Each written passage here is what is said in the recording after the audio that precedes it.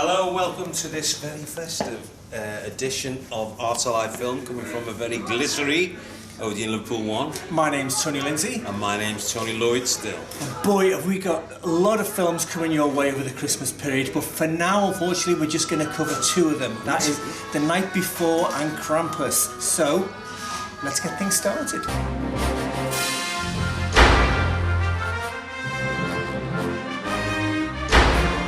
Each week we bring you all of the latest film news. From interviews with filmmakers and actors to the new cinema releases.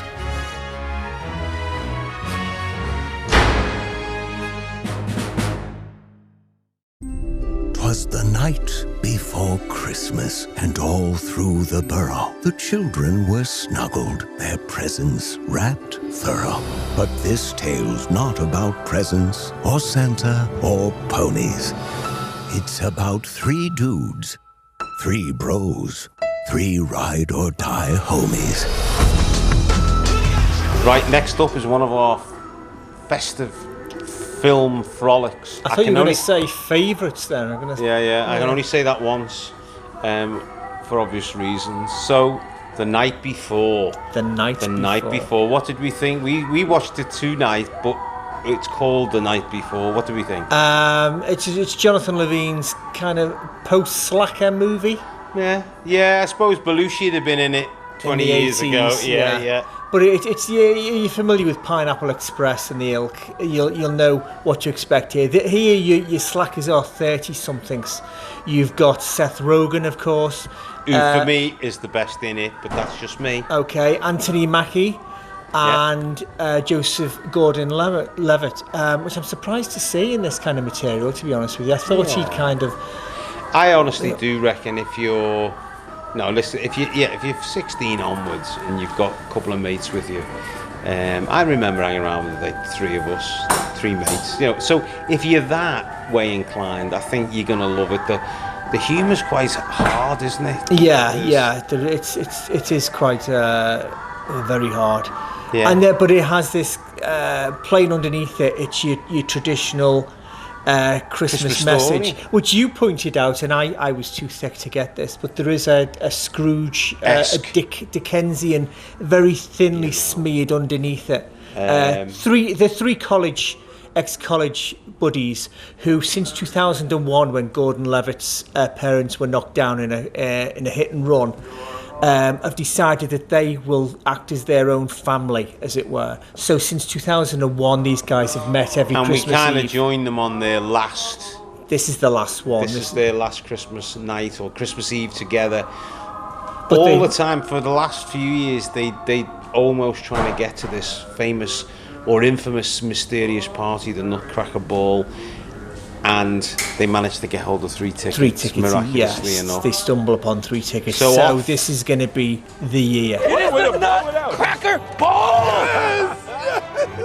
All right, so I called the number on these tickets. They don't give out the address till like 10, so that gives us like several hours to hit as many Christmas traditions as possible. Nice. And it's going to be the best night of our lives. So psyched, man. Awesome. Maybe it'll be like the new Christmas tradition.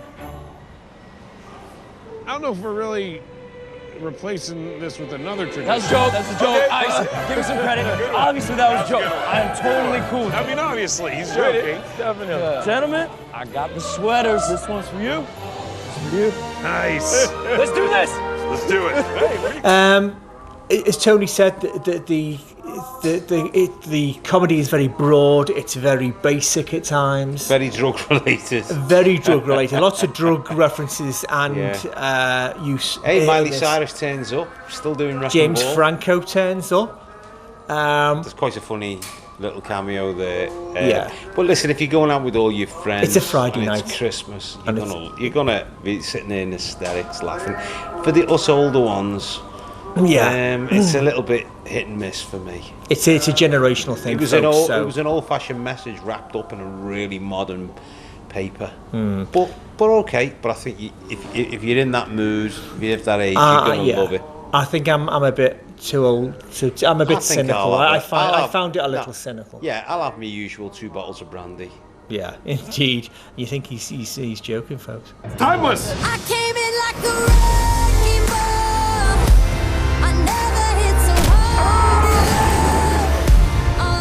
I'm gonna be honest. I'm freaking out about having the baby. I'm supposed to be a rock, but I'm not a rock. How wasted are you right now? Hallelujah. Not that kind of church. No. Who's that guy? What guy? The guy on the cross. Jesus. Oh, Jesus. Is that what they think we did to him? Yeah. Can they tell I'm Jewish? Yes. Your sweater. Don't you dare throw up in here. Swallow it like a girl would. I need a barf bag. No barf bag.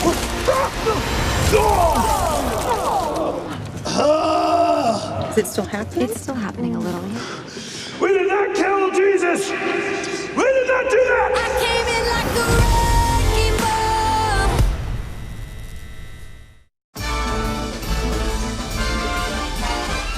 ball. It's the most wonderful time of the year.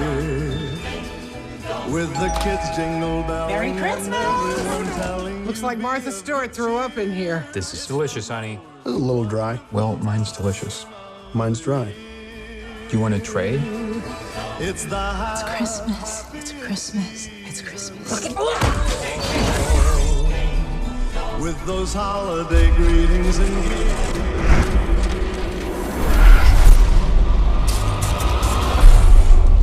How we were going to survive Christmas with 12 people stuck in a house with no heat and no electricity. Or food. There's plenty of leftovers, Howard.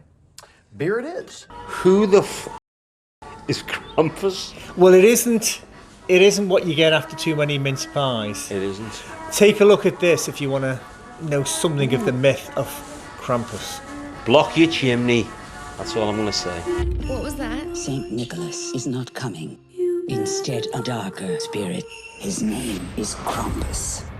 What the hell is Krampus? Krampus. Yeah, saying it louder doesn't help. Krampus?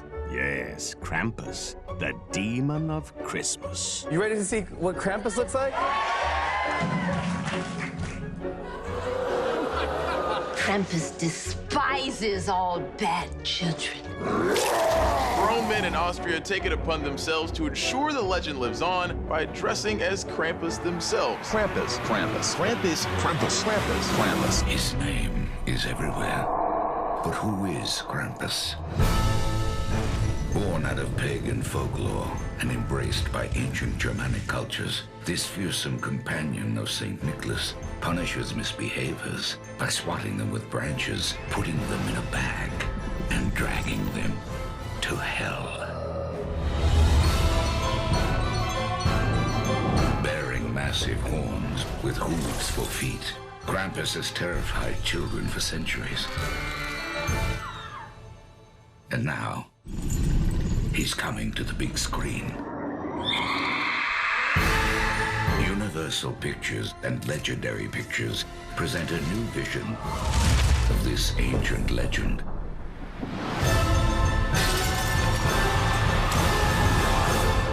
Krampus, you don't want to be on his list. I loved it. Yeah, Michael Dougherty. He was on writing duties for X-Men. He's big X-Men Bryan 2. Singer. Bryan Singer, acolyte. Superman Returns. Yeah, yeah. And he directed an old favourite of yours. Trick or Treat. You may have known a little cult film every Halloween comes out. Some nice little stories in that, but really nicely done. It was a kind of anthology. Well, this Krampus is a pleasant surprise because you think you know what you're getting from the trailer, but honestly, believe me, you don't know. And along the way, there's nods to Gremlins. There's nods to Joe Dante, John Carpenter. Yeah, the there's Thing. nods to Demonic Spielberg. Toys, Spielberg. All these effects are practical. There's very little CGI. Yeah. Weta done by Weta. Yeah, but a lot of the effects Peter are Jackson physical, like physical animatronics. So there's a real good feel of the old Stuart Gordon sort of From Indeed. Beyond and all that. Indeed. So you're gonna love that angle, and there's a little bit of the Thing in there. Indeed. John Carpenter's The Thing. The story is young Max is about to undergo the Christmas from hell with his family converging on the Literally. house. And everyone's at odds, aren't they? Oh yeah, mother and father, the in-laws, cousins. So he basically rips up his wish list letter And to his Santa. wish out the list window. was for just a decent, not a big sentimental, just a nice Christmas like they used to have. So of course. hope has gone up the chimney in a black puff of smoke. And his letter, sadly, has gone off to Krampus. Krampus himself. Krampus, Who is the he? devil personified. He's the Christmas alternative. demon.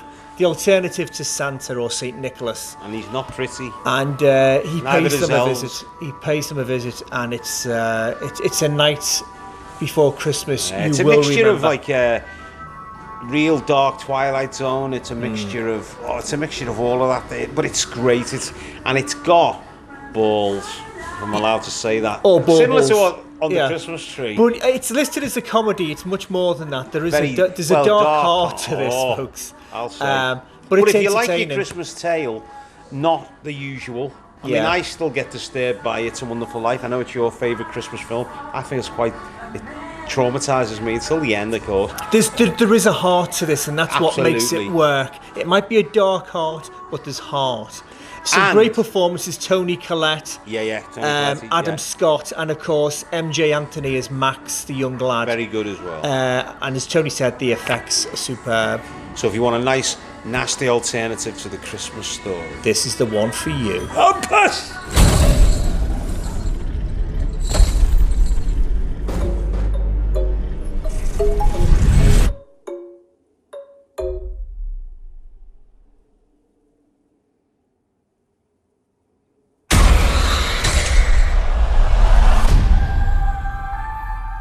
It's Christmas. Nothing bad's gonna happen on Christmas. Well, that's it for part 1. Coming up in part 2, we talk to Alan Veste and Phil Bimpson of the Wirral International Film Festival. Exciting stuff. See you later.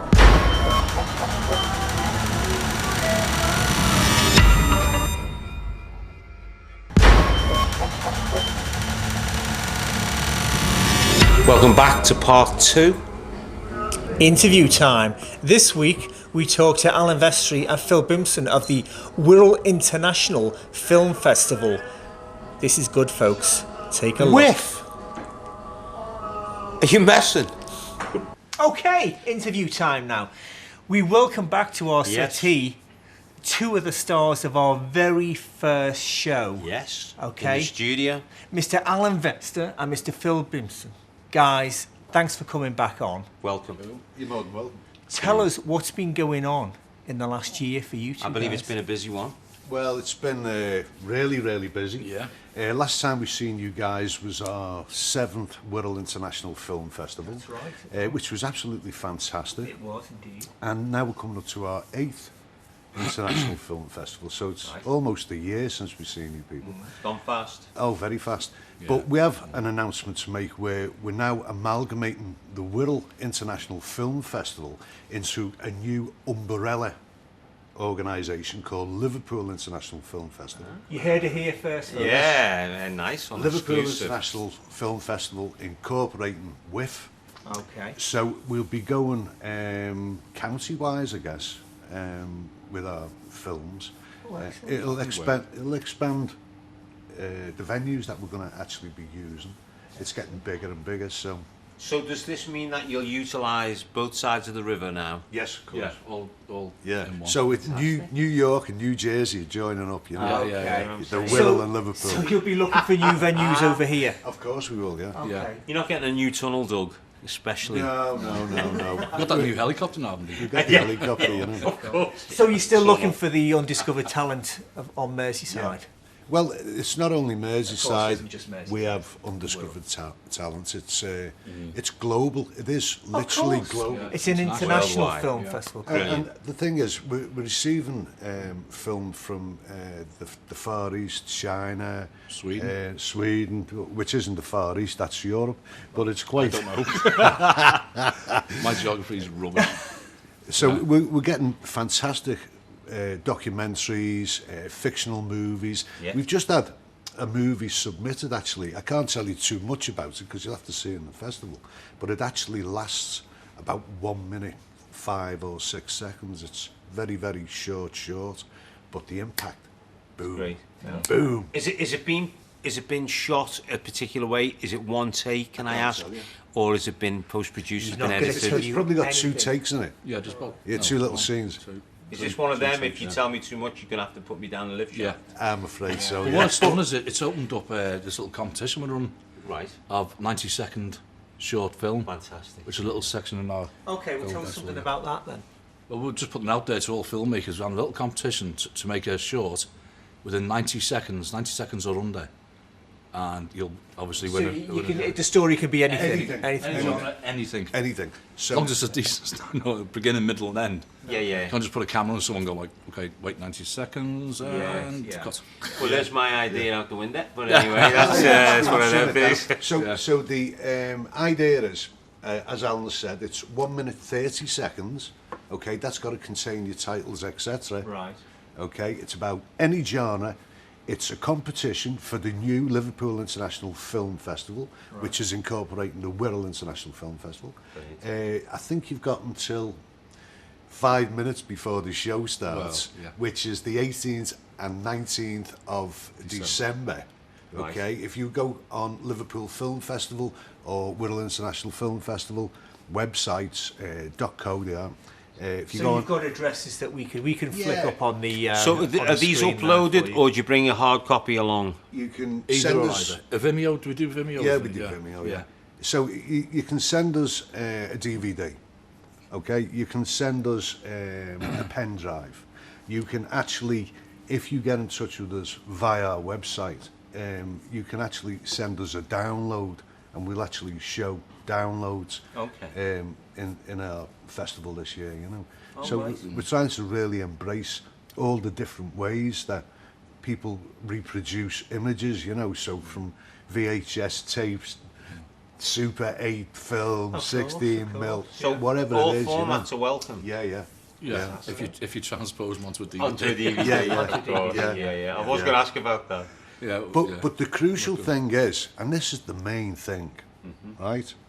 The Liverpool Festival, the Wirral Festival, they're free to enter. It don't cost you a penny. Yeah, it's free. It's very unusual. Yeah, and it's free to come along and enjoy. It's something that we need at this side of the river as well. I mean, you've had it going for a couple of years now. On the other side, I think Liverpool. I don't know if you guys agree. I think we're great at the moment.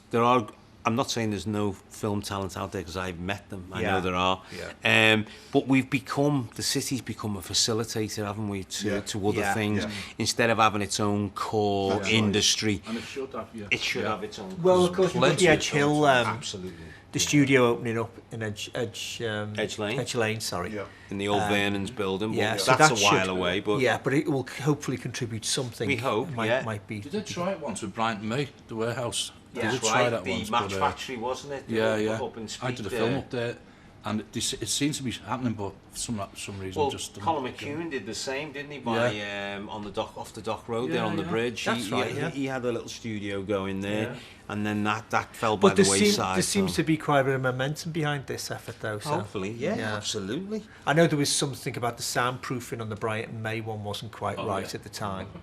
But sounds that the sound guy had to stop us recording because the plane's flying over. Yeah, well there you go. It was ridiculous. Yeah, it was a bit close to the airport. Take 72. Yeah. With our own facilities, studio facilities on our doorstep, then surely that will encourage, local talent. Yeah, I mean, like you guys have said, how many years has this been running? This is our 8th. So that takes a lot of gumption and clout to keep on and perseverance. Why do you persevere? Because we're Scousers, we're determined. But we've got a really good team behind us. Yeah, we have fantastic team. Peter and Andy and John and Tony and Kevin. They're all good team. You know what I mean? And they're all into it as well. You see, the common denominator amongst our team is we love what we do. Yeah. We love film. It's as simple as that.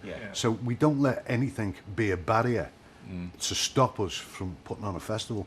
So originally when we came up with the idea, we had to source premises, projectors, screens, film, and we started off doing it in pubs, and then we've slowly built it up over the 8 years. We've had no investment off anybody. There's no government body helps us. There's no Film Council of England sending us money. We do this for nothing. It actually comes out of the team's back pockets. But the thing is, it's worth it to see the results. Absolutely. We've got a guy who's just come off filming the Red Bull documentaries in Indonesia. Right. Okay, we've got another guy who's working. Pardon me. We've got another guy who's working for MTV in South Africa. We've got a couple of guys who are over in Los Angeles working on major films. Every soap that's on in England, we've got somebody there. Yeah. All previous winners of our awards. Fantastic. So the thing is, the awards that we give out give people that little push, you know, to go to the next And level. often, that's the bit that's missing, isn't it? Yeah. How many times do we meet people who are good writers, good directors, cinematographers and whatever?